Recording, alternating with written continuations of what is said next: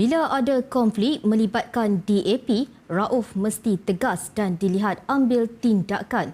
Itu tegas seorang pemerhati terhadap Ketua Menteri Melaka, Datuk Seri Abdul Rauf Yusof, susulan tindakannya menolak peletakan jawatan Datuk Dr. Muhammad Akmal Saleh sebagai Exco Melaka.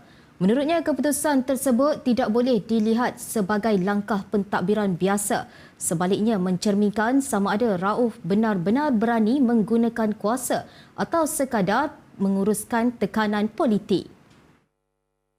Bagi pemerhati, sekiranya Rauf sekadar reject atau menolak peletakan jawatan Akmal tanpa tindakan susulan, ia langsung tidak menunjukkan ketegasan beliau sebagai Ketua Menteri. Malah katanya rakyat ingin melihat seorang Ketua Menteri yang berani membuat keputusan, bukan yang tunggu keadaan reda dengan sendiri. Justru tegasnya, apabila ada pertembungan melibatkan pemimpin DAP, Rauf perlu pamerkan ketegasan dan tunjukkan siapa yang pegang kuasa. Tambahnya lagi, tindakan simbolik sekalipun penting untuk mempamerkan autoriti dan meredakan tekanan dalaman. Pemerhati turut memberi amaran bahawa kegagalan mempamerkan ketegasan hanya akan menguatkan persepsi bahawa pengaruh DAP lebih dominan dalam menentukan hala tuju kerajaan negeri. Tambahnya, jika Rauf berdiam diri, maka rakyat akan mula persoalkan siapa sebenarnya yang membuat keputusan dalam barisan kepimpinan Melaka.